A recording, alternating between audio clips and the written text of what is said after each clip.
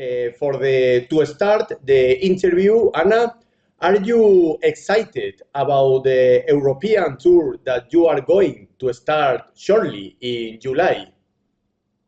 Of course, I'm very excited about it. This is my second European tour as a solo artist, and first one when I'm no longer a part of the Imperial Age band. So I'm really excited. I'm looking forward to it. I'm waiting for people and their reaction and how they will come to the show and they will see it. And I'm really excited. Yeah. Why did you decide to tour Europe with your band, with your solo project? Because I don't see my life without music, and I have a lot of people who are listening to me in Europe and the UK and America and Mexico. So I decided to start from Europe. Mhm.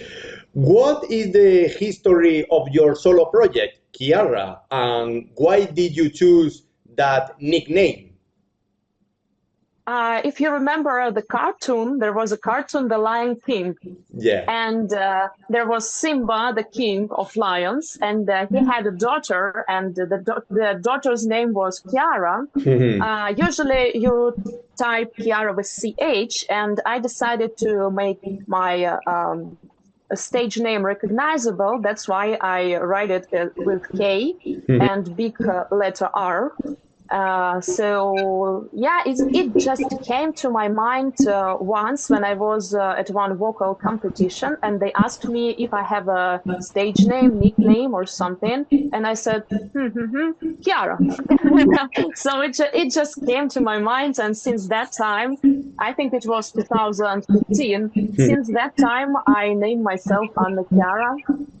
And regarding how I started my own project, I had a lot of ideas before, ideas of music, a lot of pieces. You know, I always play piano since I was a child.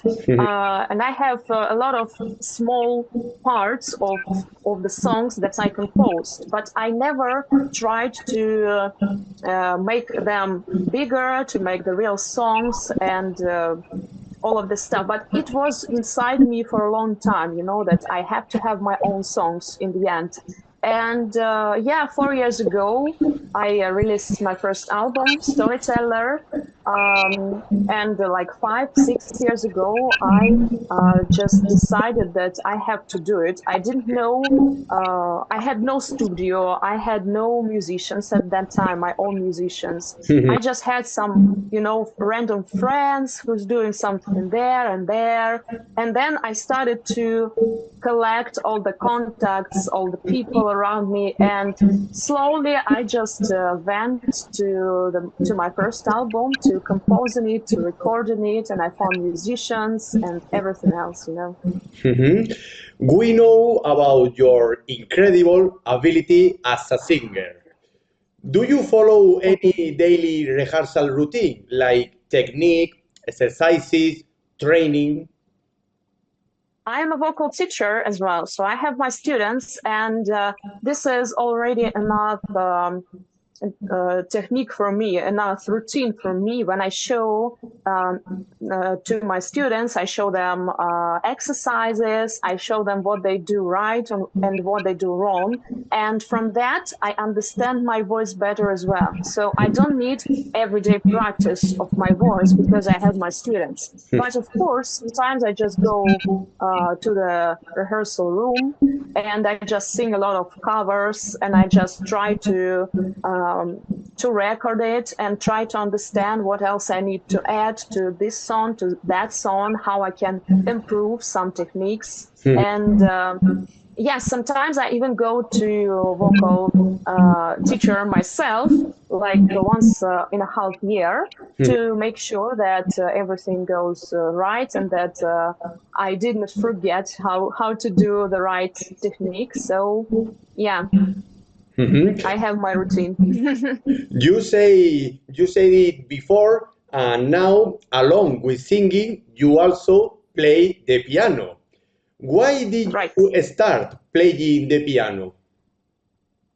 I was very small. I was a kid when I went to musical school, and piano was one of the subjects there. But to be honest, I really liked it before and now, and I play piano. Well, I can say that I play piano well for a singer.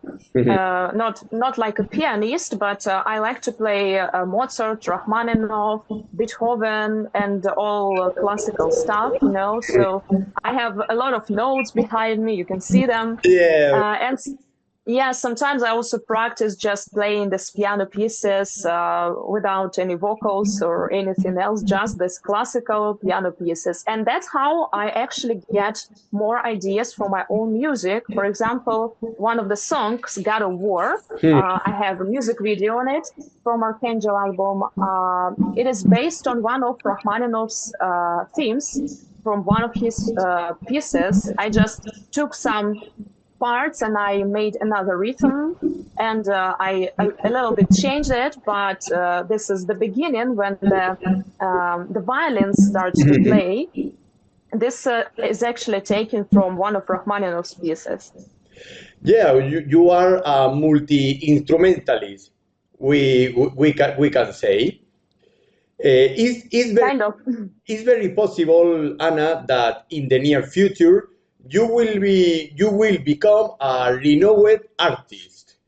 What advice would you give to girls and women who want to enter to the world of metal and rock? You mean what I can say to the metal women, right? Mhm. Yeah, it is still a little bit harder to be a woman in metal than a man. Yeah, because many men are attracted by our look, and they don't care if we are really good singers, musicians, professionals, if we compose music and perform it, if we organize everything and all this stuff. Yeah. So I just think that we have to create a kind of society of women in metal. I know a lot of girls from metal scene. For example, I don't know, Marketa from Alea Tempora. I know Veeps from Flower Leaf. Vero from Heaven Queen. We go on tour together. I know Clementine from Visions of Atlantis. And yeah, many other singers. And I try to create, it's not like a competition, it is more like a friendship, and we all try to help each other with some things. Sometimes it's with music, sometimes it's, you know, to get one extra show at some venue. Sometimes it's about, I don't know, some documents or other stuff. And yeah, we try to support each other as much as we can, because we know that this world is still kind of cruel to women in metal, not only in metal. Yeah, this we still fight um, for our lives, for what we can do in our lives. I can't say that I'm a feminist, you know, but maybe just a little bit. The next question is a personal question of your preferences, Anna. Within in the metal and rock world, what are your biggest influences? I started to listen to rock music when I was 12, 13, and I started it from Queen and Scorpions. So it is still one of my favorite bands. And I was studying, learning the song "The Show Must Go On" by Queen, and I was, you know, singing out loud, and the whole house, the whole building heard me when I was a teenager. And it is still one of my favorite songs. I won many competitions with it. After Queen and Scorpions, I discovered Camelot, Nightwish, Within Temptation, and Epica, but Camelot and Nightwish, they're still my favorite. Mhm. And what are your biggest influences in classical music? Rachmaninoff, definitely, yeah. His piano pieces. If we speak about singers, I really like Anna Netrebko, Mhm. especially her early days when she only started her career. She was really a great singer. She still is, but I prefer the old time. Mhm. And yeah, if we say about operas, I think that Mozart, Figaro's marriage, the marriage of Figaro, is really one of the best classical operas ever. Mhm. Together with your husband, Pavel, you are Kiara's main composers. Some songs are written in Russian and others in English. In which language do you find it easier to compose lyrics, for an example? It depends. It depends on the music. Of course, my native language is Russian, and that's why it's simpler for me to write lyrics in Russian. But I was learning English a lot during last year, so now for me it's not a problem to compose some lyrics in English. Maybe not, as complicated as some old Shakespeare's pieces, for example, but I try to do my best. I try to improve it, and I really like it because it's kind of challenge as well. Not only to compose music, but to compose something in a foreign language. It's really interesting. Mhm. Two years ago, you released Archangel after the Mhm. premiere with Storyteller in 2020. What differences are there between both albums? Production, composition, themes?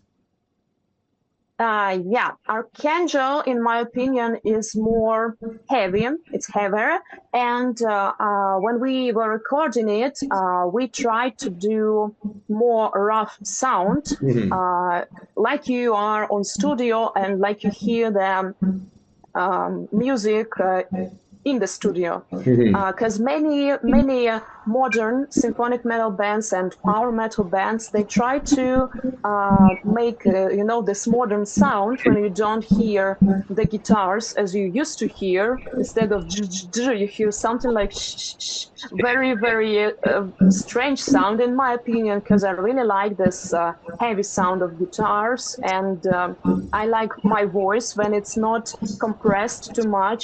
And of course, we didn't use any melodyne, we didn't change any notes, so I was singing it uh, as it is.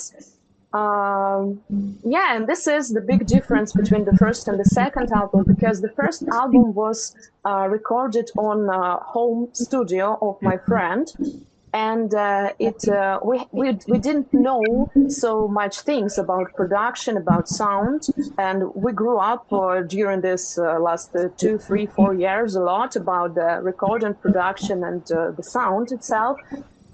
So it was like a first step, and maybe in the future I will re-record it or master it. I don't know, because I would like to have heavier sound on Storyteller as well. Mhm. Earlier this year, you released the track Icy Wasteland. What is this track about, and what was your inspiration from? This song is about, this hard time of your life when you have some problems and the dark times, and you go through them like you go through something icy, like icy wasteland. That is the correlation between these conditions.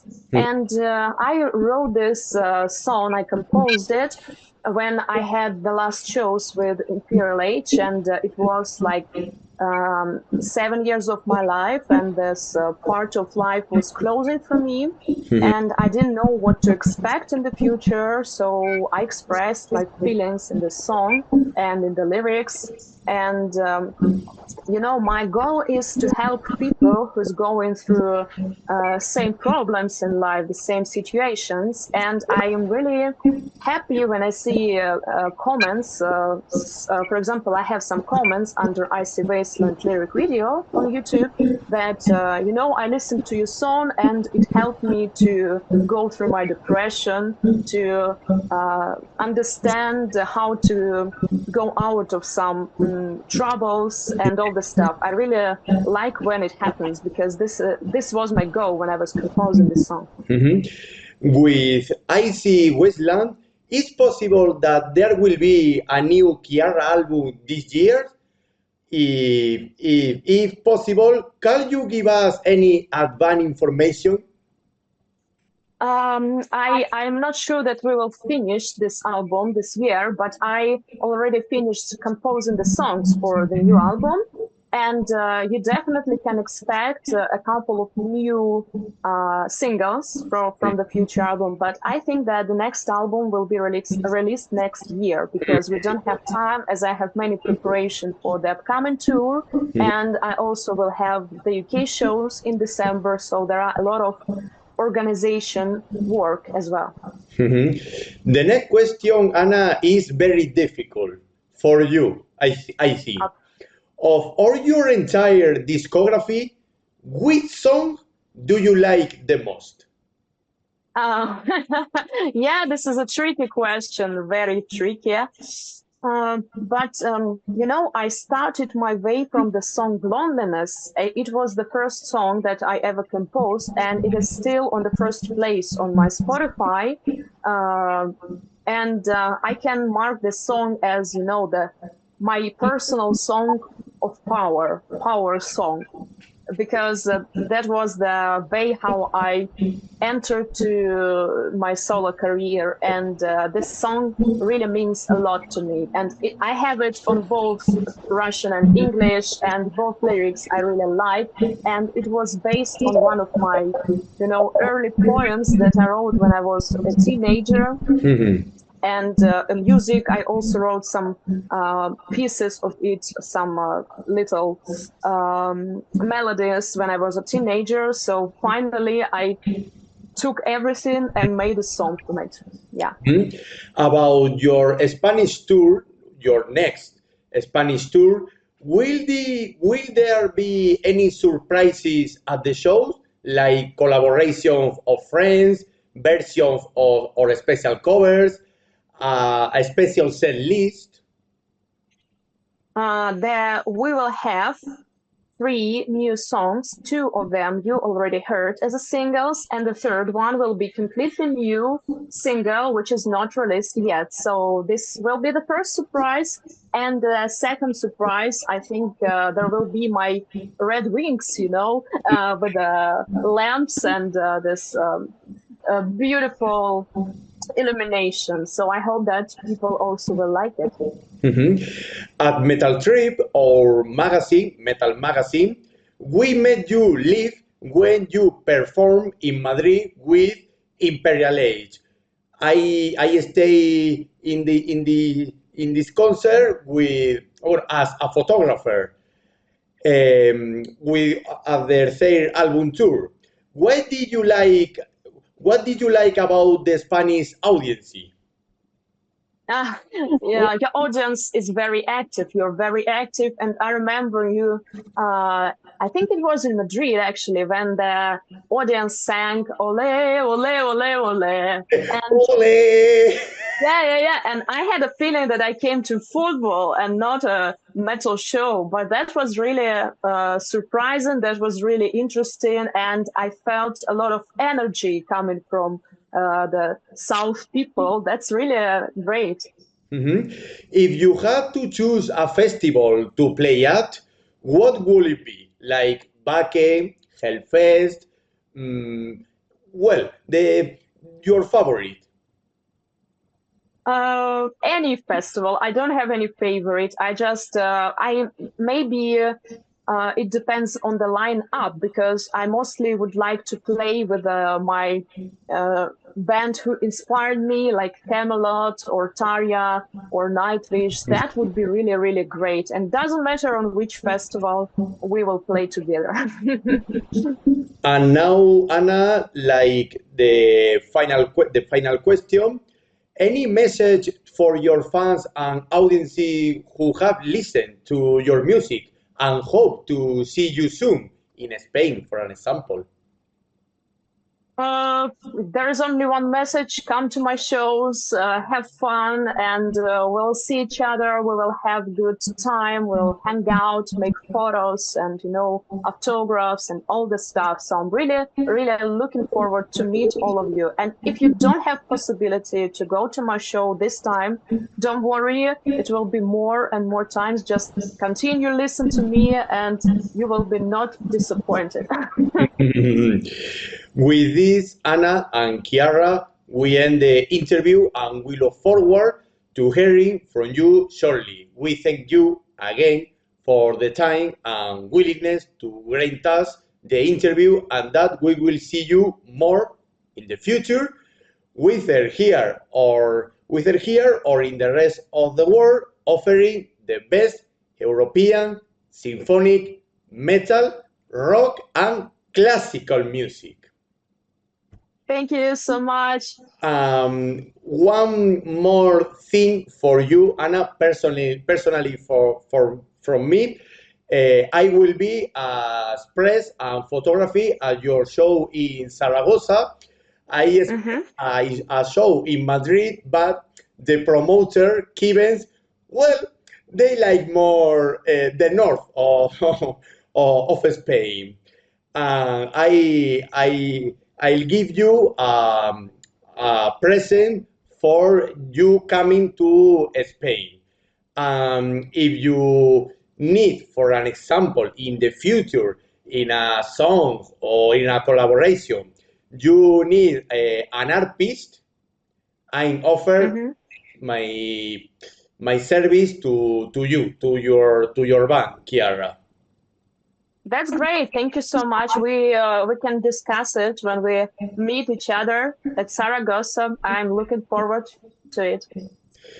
Well, Anna, thank you very much for this emotional interview. More for me, because when I saw you with Imperial 8, sorry for saying that, I say, wow, beautiful voice, beautiful, digo, all the show was incredible. Well, if you have, for an example, if you have a patch of your band of Kiara, please save one for me, for my jackets, having a small present of you, of Kiara, I mean. No, can you please repeat the last part? Don't worry.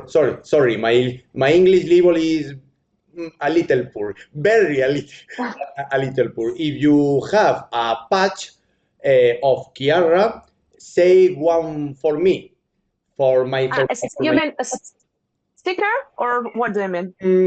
More than a sticker, a patch of, yeah, a patch to. Don't worry, a sticker. But what do you have? A present for me, like Sure. a T-shirt. All right, this is the most important, a T-shirt for me, for having this T-shirt of the festival. I will be in the future, like Zamora Live, Rock Imperium, Resurrection Fest, Rock Fest, or Leyendas del Rock.